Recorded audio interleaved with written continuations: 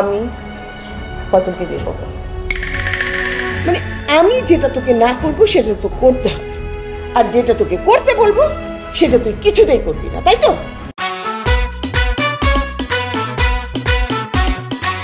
মা এদিকে আসো, এসে দেখো যে ফয়সাল এসে কি সব গল্প করতেছে। আমি তো হাসতে আমি অস্থির হয়ে যাচ্ছি। আসো বসো, গল্প শোনো আমাদের, বছর বছর গল্প করতেছে। আমরা ক্যাম্পাসে দেখো। আমি তো এখন গল্প শুনতে পারবো না, আমার একটু কাজ আছে। আন্টি কিছু মনে করবেন না, অনেকদিন আপনি ভাবেন না চা খাই, আজকে একটু চা খেতে ইচ্ছে হচ্ছে। চা? জি। এখন? হ্যাঁ।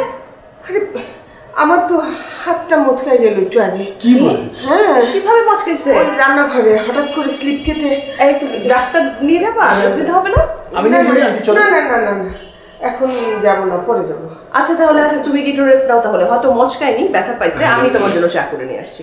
আরে গ্যাস নাই তো, তুই জানিস না এই সময় তো গ্যাস থাকে না। তুমি না বললা গ্যাসের প্রবলেম সলভ হয়ে গেছে? আবার শুরু হয়ে গেছে, এখন আর গ্যাস থাকে না এই সময়টায়। আচ্ছা ঠিক আছে, যাও। ওকে যাও, তুমি রেস্ট নাও। এই আরেকটা কথা, ওই একটু আস্তে হাসিস, হ্যাঁ? তোর হাসির শব্দ একদম মেইন রাস্তা থেকে শোনা যাচ্ছে। মানুষ শুনলে বলবে এই বাড়ির মেয়ে এতই অভদ্র, এতই অশিক্ষিত যে এত জোরে জোরে হাসে, যে মেইন রাস্তা থেকে শোনা যায়। তোর মর্জিটা কি বলতো? আমি তোকে নিষেধ করলাম ওর সাথে যেন মেলামেশাটা একটু কমিয়ে দিস, আর তুই তুই ওকে একেবারে বাসার ড্রয়িং রুমে এনে বসিয়ে রাখলি।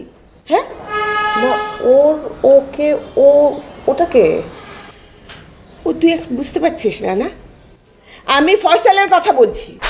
আমি তোকে বললাম ওর সাথে এখন একটু ডিস্টেন্স মেনটেন কর, আর ওকে ডেকে এনে তুই ড্রয়িং রুমে বসিয়ে দিলি।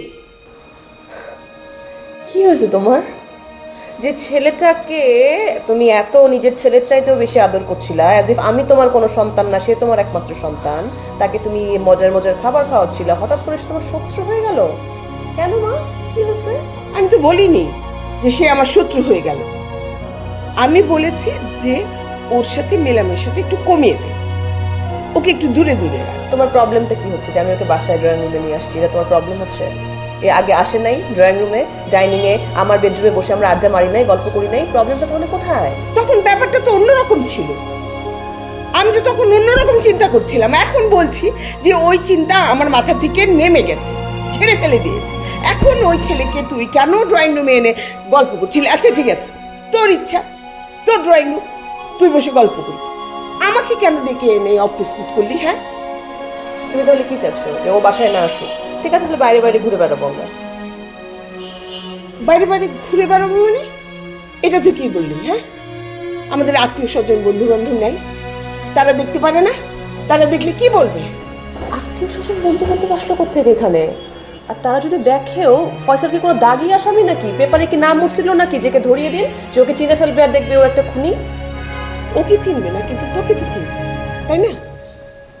তোকে চিনে ওরা যখন দেখবে আর একটা ছেলের সাথে বসে গল্প করছিস, তাহলে ওরা বুঝে যাবে না যে তোদের মধ্যে একটা রিলেশন আছে?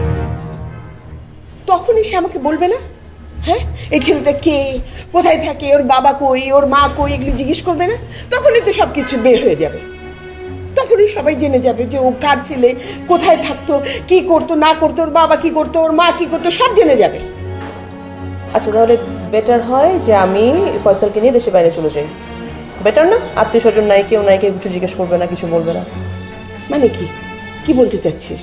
হ্যাঁ, এক সময় আমি ভেবেছিলাম যে ওর সাথে তোর বিয়ে দেব, সেই জন্য আমি বলেছিলাম যে তুই ওর সাথে একটু মেলামেশা কর।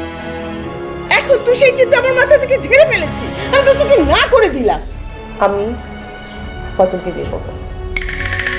মানে আমি যেটা তোকে না করবো সেটা তো করতে হবে, আর যেটা তোকে করতে বলবো সেটা তুই কিছুতেই করবি না, তাই তো? আমাকে দেখাতে চাচ্ছিস যে আমাকে ছাড়াও তোর নিজের একটা জীবন আছে, তুই সেটাই চালাবি, তাই তো? ঠিক আছে, তুই ভাবিস না আমি অসহায়, আমি দেশের বাড়ি সব কিছু ঠিকঠাক করে আসছি। এখন যেই দিন আমার মর্জি হবে আমি এই বাড়ি ছেড়ে চলে যাব, তখন দেখবি। নতুন স্টাইল না তোমার ব্ল্যাকমেইল করার? আমাকে অভিনব অভিনব পদ্ধতি বের করতেছো আমাকে ব্ল্যাকমেইল করার জন্য আম্মা। ফ্যান্টাস্টিক।